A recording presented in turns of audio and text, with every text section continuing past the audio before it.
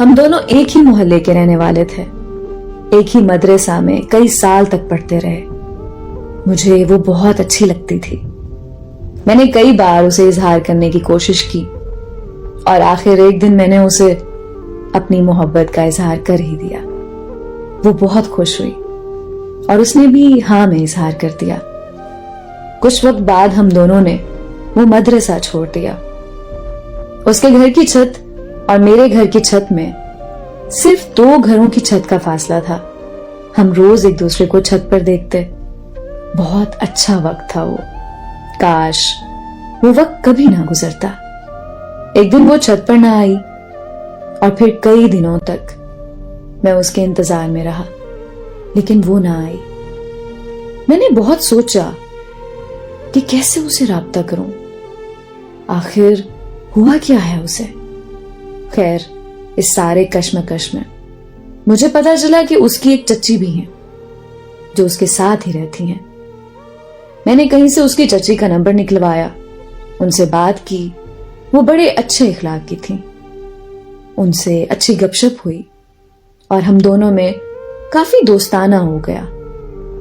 ایک دن میں نے اس کی چچی کو سب بتا دیا اور ان سے مدد مانگی کہ پلیز میری بات کروائیں اسے۔ وہ سمجھ گئیں اور انہوں نے میری بات کروائی۔ اسے دوبارہ بات ہونے لگی تو اس نے کہا کہ امی کو پتہ لگا تو میرا گھر میں جینا حرام ہو جائے گا، لیکن میرے بہت اصرار پر وہ میرے ساتھ بات کرنے لگی۔ ہماری بات ہوتی رہی۔ میں نے اسے وعدہ لیا کہ ہمیشہ بات کرو گی اور میں تمہارے گھر رشتہ بھیجنا چاہ رہا ہوں، تو اپنی امی سے اجازت لو اور ہماری بات کرو۔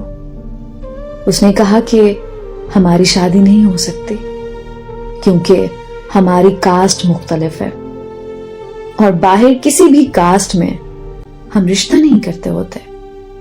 دوسرا، تم ایک غریب گھرانے کے لڑکے ہو، میرے گھر والے کبھی تم سے شادی نہیں ہونے دیں گے، اس لیے اس احساس کو یہیں دفن کر دو۔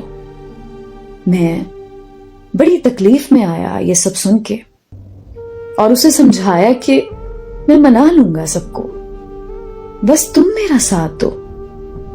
اور اس نے مجھ سے وعدہ کیا کہ وہ میرا ساتھ دے گی اور مجھ سے بات کرتی رہے گی چاہے کچھ بھی ہو جائے۔ لیکن ایک دن وہی ہوا جس کا ڈر تھا مجھے۔ اس کی امی نے اس کا فون کھینچ لیا، ہمیں بات کرتے ہوئے پکڑ لیا، اسے بہت مارا اور مجھے پتا نہیں کیا کچھ نہیں کہہ ڈالا۔ اس دن کے بعد میرا اس سے کوئی رابطہ نہیں۔ میں آج تک اس کی محبت میں مبتلا ہوں۔